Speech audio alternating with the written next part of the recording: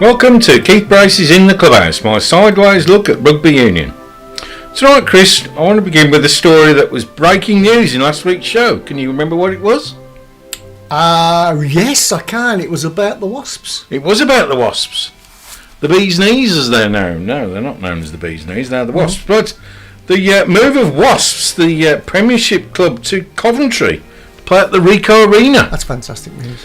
Well, I thought it was fantastic news, but as a West Midlands rugby fan, because you know we've got a bit of a dearth of top class rugby in the West Midlands. We've got Worcester down the road, fatter to deceive always, yo-yo club between the first division and the second division, Premiership and Championship.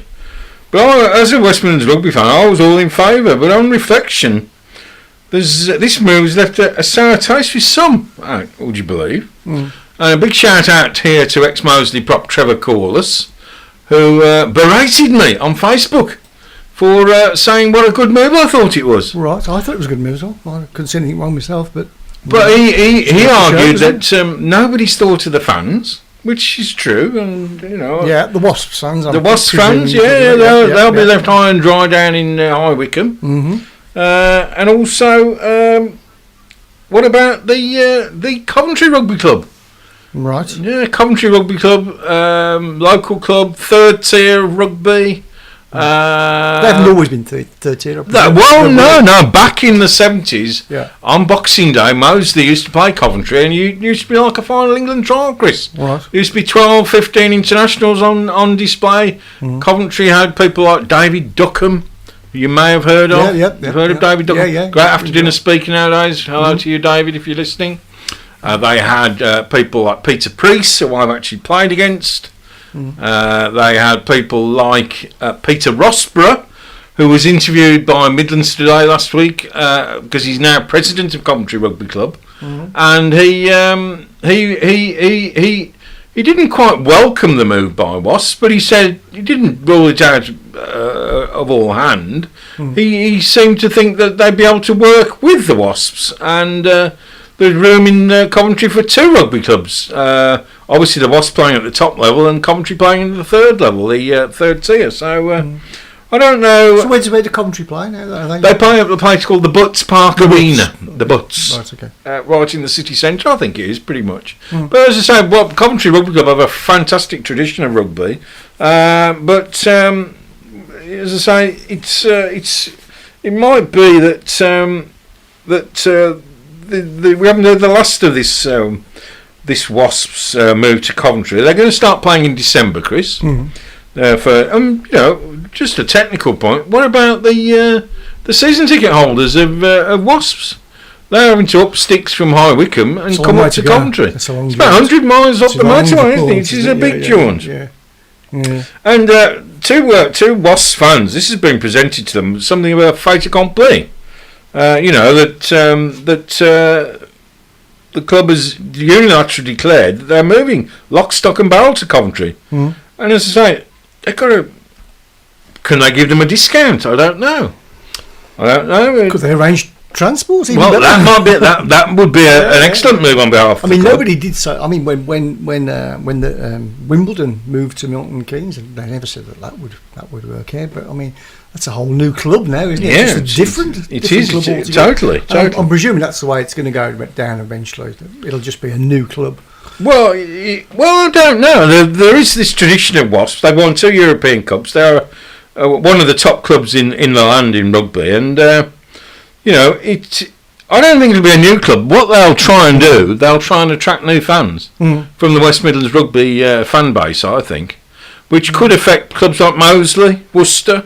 Yeah. Ricoh Arena is quite easy to get to, just off the M6 there. Yeah. Very, very, very accessible. They could attract fans from Worcester, from Birmingham. I mean, I have considered already looking into purchasing a season ticket as a rugby fan. All right. I've always had a bit of a soft spot for Wasps. They don't sting me as much as bees, but soft spot on me bot. Yeah. But no, I jest. There'll be a buzz about the place, I suppose. Yeah.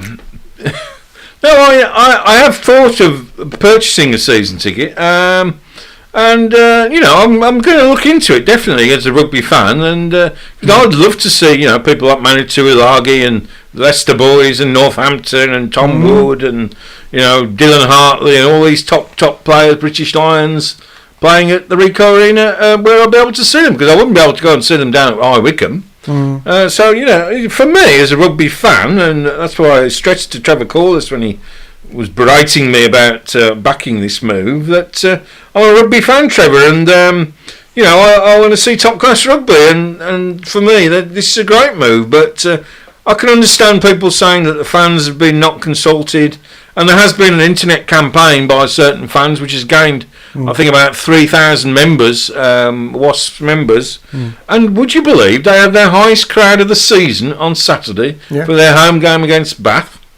7,600. So obviously there is some sympathy with the club and its plight, because basically the issue was, if they hadn't moved, the club wasn't viable at High Wycombe, and it would have just gone to the wall.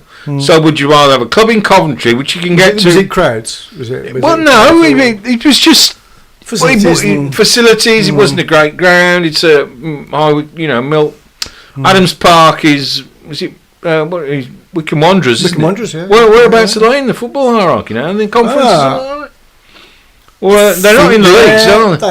I think they are. I'll find out in 2 minutes. But Wasps were originally based in Sunbury in West London, and they moved about 15 years ago to Wycombe, and they've never really made a fist of it there. And I'd say I'd rather have a club in Coventry than no club at all in Wycombe. True. So that's my argument. And some of the as I say, the internet campaign has been in full swing now, and fans are talking of betrayal, and some of the serial heavy hitters in the media, like TalkSport's Brian Moore, a former Harlequins player, another London club, have come out against the move. And as I say, I do feel some sympathy for fans. However, according to Wasps, the club was just not viable at Adams Park, and without the move, they would have gone to the wall. So I think the best thing really is for the club to move up to Coventry and try and make a fist of it in Coventry. So League 2, Wycombe Wanderers. League 2, indeed. Thank you for that, Chris. Thank you very much. No problem. So so for me, it's a win-win for Wasps. And in this, they've guaranteed their future, and in the same move become solvent, because they've obviously got an asset in the Ricoh Arena, which they're sharing 50% with the Higgs Trust, which also co-owns the Ricoh Arena. Yeah. So if you were to ask me, I think it's a great move, and if I'd rather have a club in Coventry than no club at all. Yeah, of course, yeah. So now, moving on to my Aviva Premiership roundup. Friday night saw Leicester, who have gone 3 games without a win, playing at Welford Road. They had their largest crowd of the season as well, as though, on a wet and windy night, a bit like tonight, because it's filthy in downtown Solihull tonight. It's filthy. It's filthy, absolutely filthy. That's 50 Shades of Grey again, isn't it? It is. 50 Shades of Rain, I think, Chris. That's what I call it. Yeah. As I say, Leicester Tigers defeated the Harlequins 22-16 on Friday night, and that was after the first game in this bad run for Leicester, who've got 20 injured players at the moment, with a 45-0 thrashing at the hands of the rampant Bath. Tigers were looking for a morale-boosting victory on a filthy night at Welford Road, and they managed to secure it with talisman England centre Manu Tuilagi back in the fold, and on a soaking wet night, and the Tigers ran out comfortable winners, with Director of Rugby Richard Cockerell. Can I say that, Chris? Cockers. Oh, Cockers. Could you have another drink before you said that? Asking what all the fuss was about, because people have been calling for his head, Chris. People have been calling for his head on a platter. Right. And that's not often doesn't often happen in rugby union. Doesn't often happen. Like football, a few defeats. You don't see much thuggery in a rugby lately, but I was coming on to that later. Actually, I wondered if you that's my wrapping up. Okay, good stuff. Editorial, yeah. So, as Cockers said, what was all the fuss about? Why people were criticising us? We had a huge injury list. The Man United of rugby are back. As I predicted, I expect them to go from strength to strength. and with some of those 20 injured players returning to the fold. And on to Saturday's action. In the relegation six-pointer, already doomed London Welsh could not score a try in a 23-3 defeat to fellow demotion candidates, not promotion, demotion candidates, Dean Richards-led Newcastle Falcons. And they lost at the Kassam Stadium in Oxford. Now, there's an interesting point, Chris. London Welsh moved out of Old Deer Park next to Twickenham in leafy Surrey, and now play at the Kassam Stadium in Oxford. So there's a blueprint for what Coventry could happen with Coventry. Yeah. I'm not so sure what crowds they get at Kassam Stadium, because as I think we mentioned last week, about 15 years ago, Moseley had the opportunity to move to the Kassam Stadium when Firoz Kassam built the ground for his pet project Oxford United, and it's a bit of a difficult one. Oxford, good demographic for rugby, lots of students, lots of people who are interested in rugby, you'd think, but I don't think it's been an unqualified success with London Welsh getting bumper crowds at the Kassam Stadium. But if they go down, as it looks as though they're going to, because Newcastle have already opened up an 8-point gap between them and bottom club London Welsh, at least they didn't lose by 40 or 50 points, which all their games so far they've lost by that margin. And as I say, it already looks as though the Welsh are doomed. So doomed. Doomed. I watched Dad's Army on Saturday night. What a classic that was. You know they're making a film. And did you know Bill Nye's playing Sergeant Wilson? Toby Jones is Captain Mannering. Perfect. Daniel Mays, who was in Life on Mars, is playing Spear Walker. You know that actor, Daniel Mays. He's a great actor. Yeah. I think Catherine Zeta-Jones is making an appearance as well, Chris, as a femme fatale. Bit of interest for the old platoon to get their danders up about. So yeah. So I'm looking forward to that. I love Dad's Army. It's a classic British sitcom. It's a great programme, and I'm looking forward to watching that at the cinema. Back to the rugby. In a high-scoring encounter at Sandy Park in Exeter, high above the M5 down there at Junction 30, the Exeter Chiefs ran out 44-24 victors over London Irish. Perennial championship chasers Saracens, at home on their 4G plastic pitch at Allianz Park, prevailed 28-21 over Gloucester, with England wing Chris Ashton, ex-rugby league man, scoring in a tight encounter. And at Franklin's Gardens, Northampton Saints put Sale Sharks to the sword with number 8 American international Manu Samoa. That's a great name, isn't it? Brilliant. Scoring a hat-trick of tries. So we can see that the Saracens went back to winning ways, as did the Saints. But Bath on Sunday in the game against Wasps, which was a bit of a surprise to me, Chris. The club, Bath, went after about an hour of the game, were 29-0 down to Wasps, and as I say, they raced into a lead. Christian Wade, my favourite tip for England for the World Cup, if you can just get his defence together, was instrumental in getting a penalty try for Wasps, and Andy Good kicked 16 points. So, but Bath came storming back to make it close in front of Wasps' highest crowd of the season, as we've already mentioned, 7,600. How do you imagine that they will going to fill the Ricoh Arena if they've only got 7,000 at Ardham's Park? Yeah. Can I just quickly interject? You got a message come through on here from Debbie. What? Hey Keith, me, Annie, and Xavier have just tuned in, and your voice has stopped in crying. Great show. Is that Phil? Is that Phil? Phil Tommy? Yeah. Oh, that's great. Thank you, Phil. I was just going to give you a shout out. I work with Phil. Oh, right, okay. Phil's a great guy. Phil Apollo Tommy. Did you know? Earlier. Yep, okay, yeah. Phil Apollo Tommy. He's a cage fighter, a stunt man. Okay. Big man. Big man. Tall man. Muscly man. Come on, Keith. Anybody's bigger than me and you. Well, we are a bit flyweight, aren't we, Chris? Lightweights. Yeah. We're real lightweights, really. We are, yeah. Big shout out to Phil and Xavier. Great to see you, Phil. I said I'd give you a shout out. You didn't need to prompt me, mate. I was going to do it at the end of the show, but I'll see you tomorrow at work, mate. Can't say where we work, can we? It's hush hush. But we're civil servants.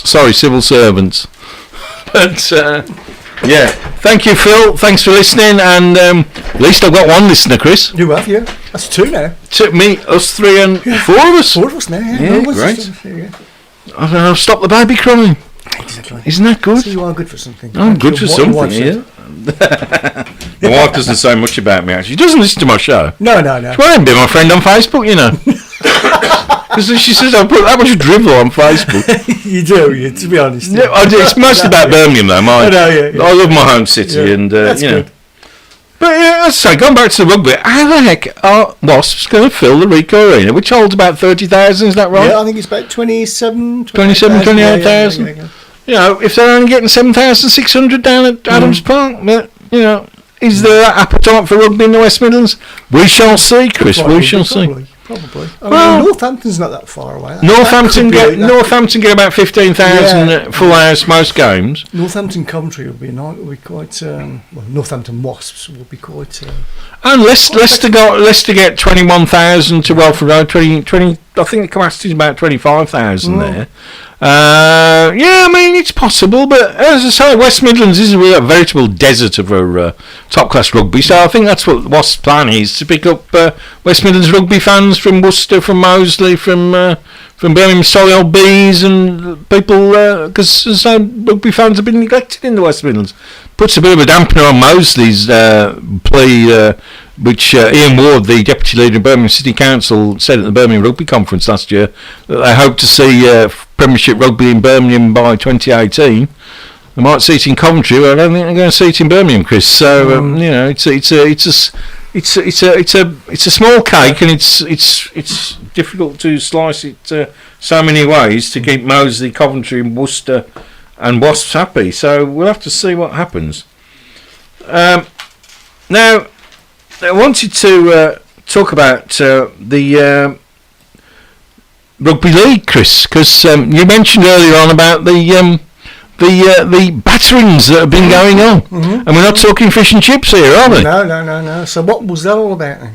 Well, basically it was the grand final, which is the showpiece of rugby league, the end of season, top 2 teams battling it out at Old Trafford, the Theatre of Dreams, to get the grand final, I think Super League Cup, grand final Shield or whatever it is.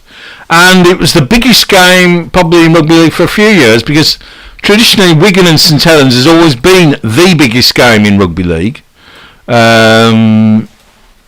Because Leeds, Bradford have fallen on hard times. Leeds are a good club, but probably not as well known as Wigan. St Helens haven't won a grand final for 8 years, but they've always been there or thereabouts. And as I say, on Saturday evening, I watched the highlights on yesterday afternoon on BBC 2 5:30, and after 2 minutes the game exploded, Chris. Quite literally, when Ben Flower, he's no shrinking violet, that one, he absolutely laid into Lance Tahaya and laid him out. And the poor bloke had to go off and didn't come back on the pitch. And basically, Ben Flower was sent off, so Wigan had to play then with 12 players. Because as you know, 13 players rugby league, 15 players rugby union. Don't get the two mixed up, because they're totally different games. But so Wigan were very hamstrung by this Ben Flower being sent off, and they struggled to compete with St Helens, and eventually, although saying that, they went in half time just up on the scoreboard, and but in the end the extra man told, and they ran out. St Helens ran out 14-6 winners. And it was a great shame for Wigan, one of probably the best ever rugby league club, as we remember the days of Martin Afire, Sean Edwards, Andy Farrell, and all those great players from the 80s and 90s. Jason Robinson, who then went to Rugby Union and became a World Cup winner with England in 2003. And it was a shame really, because it is a showpiece of rugby league, and all played at Old Trafford. Yeah, it does get played at Old Trafford. Yeah, I went to it many years ago. I saw Martin O'Fire and his Pomp playing there back in the 80s when I'd just graduated from university. I managed to get hold of some tickets, and it was a great day out. Factually, the atmosphere was tremendous, and I'm glad it's played up in the north, because the rugby league is a game of the north. And people can get there. I'm always a bit sort of wary of playing showpiece games at Wembley, and they have the Challenge Cup final down at Wembley in August. So it's a fantastic event for rugby followers in the north, and it was sad really. It was tarnished by this Ben Flowers' indiscretion on Saturday night. So and he did wallop him. He walloped him twice, Chris. Yeah. He walloped him twice. Yeah. He laid him out, really. Right. This poor bloke. But mitigating circumstances, Lance Ahaya did stiff arm the Ben Flower in the first instance, and that was why he laid him out. And I gather tonight, retaliation. It's still not. He shouldn't have knocked him out, really. Basically, they've both been. Ben Flower has had the Code F sanction against him, which means the highest ever ban, so he could miss half of next season. And also Lance Ahaya has been cited. Basically means F off, doesn't it? I couldn't possibly say, Chris. Possibly say. Basically. But it's a bit of it's tarnished rugby league somewhat, and that's all people are talking about, which I shouldn't have been doing with the rugby league grand final this weekend. But it's difficult for when the rush of blood, the adrenaline.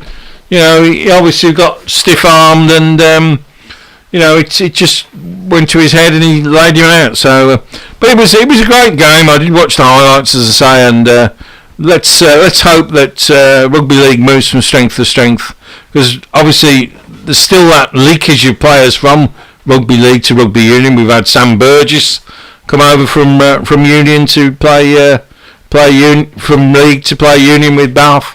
Did you hear about that, Chris? No. In the NRL National Rugby League in Australia grand final last Saturday, Sam Burgess, in the first 6 minutes, he fractured his cheekbone and shattered his eye socket, and played on for a whole 80 minutes to secure their first grand final for 40 years for the South Sydney Rabbitohs. That's a good name, isn't it? South Sydney Rabbitohs. That's their name. They're a bit like, who would I call? I'd say they were like a bit like Millwall. Yeah. They're from the arse end of Sydney, and it would be like Millwall winning the Premier League, something like that. Yeah.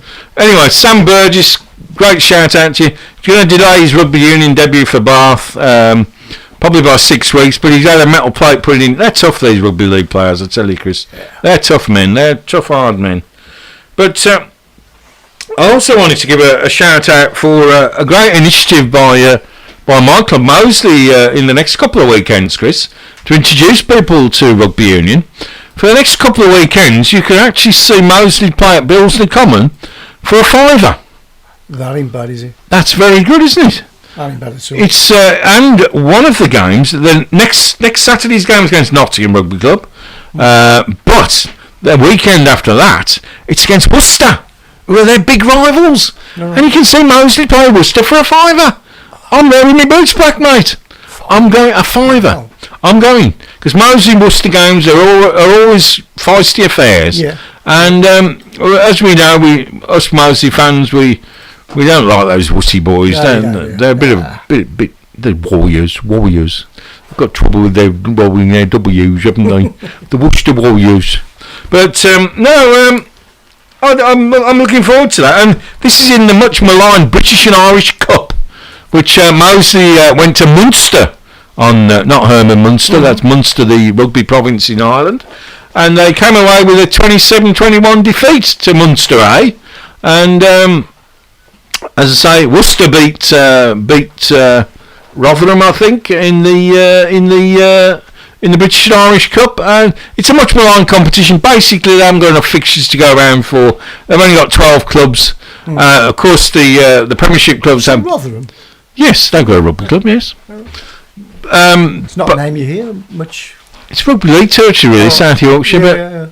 Yeah. Okay. So it was British and Irish Cup, not greatly loved, but at least Moseley have been creative and they're trying to drum up some support, get some people behind the team, get some people down to Billesley Common, and to introduce people to rugby. So get down to Billesley. As I say, it's on the number 11 bus route.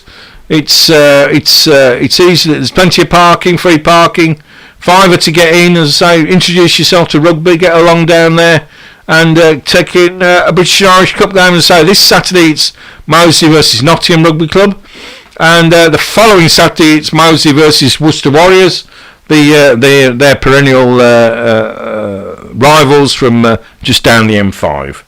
So let's move on. And as I say, Moseley were defeated this weekend in the first game of the British and Irish Cup, 27-21 against Munster.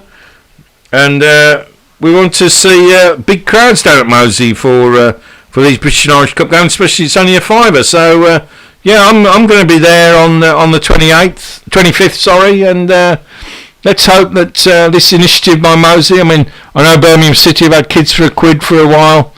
For certain games, which is a great initiative, and fair play to Moseley for doing that, and trying to encourage fans to get along and support the club.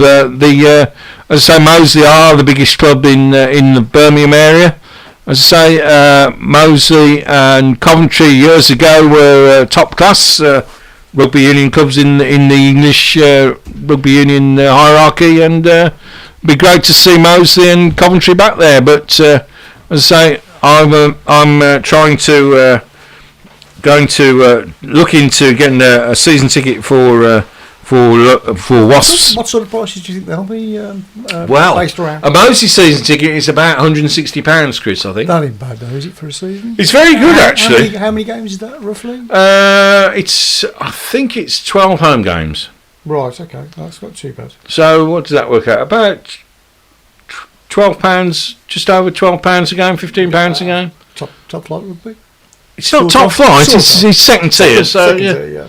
But no, it's. I was season ticket holder for about 4 seasons when I worked at the council, and because Birmingham City Council have been great friends to Moseley Rugby Club, they actually rent their ground off Birmingham City Council, Billesley Common, and as we mentioned earlier on this in the shows earlier this season, Moseley are building a new stand which will take them to the next level, hopefully.